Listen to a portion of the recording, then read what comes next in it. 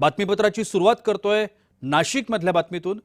नाशिकमध्ये गोकुळ गीते यांचा 109 मतांनी विजय झालाय। शिवसेनेच्या नरेंद्र दराडे यांना पराभवाचा धक्का बसलाय।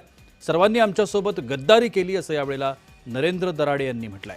शिवसेनेच्या नरेंद्र दराडेंचा गेम नक्की कोणी केला? अपक्ष गोकुळ गीतेंना 357 मतं मिळाली तर नरेंद्र दराडेंना 248 मतांवर समाधान मानावं लागलं। नाशिक विधान परिषदेत निवडणुकीमध्ये महायुतीला हा मोठा धक्का मानला जातोय। गोष्टी खोट्या आहे।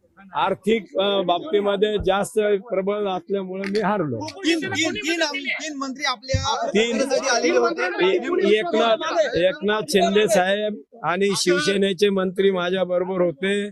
बाकीने विश्वासघात केला माझा। हो, गिरीश महाजननी सर्व ताकद दिली त्यांना। आकडे जर आपण बघितले, आज भाजपचे 200 मतं होते, शिवसेनेचे 170 मतं होते आणि उर्वरित जे काही मतं होते ते महाविकास आघाडीचे मतं त्या ठिकाणी होते।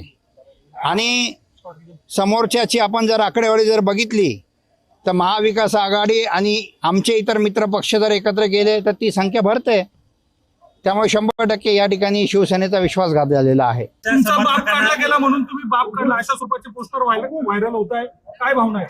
100% माझा बाप काढला होता म्हणूनच मी त्या ठिकाणी माझा फॉर्म कायम ठेवला होता आणि त्याचाच परिपाक आज माझ्या अनेकाला दिसतोय।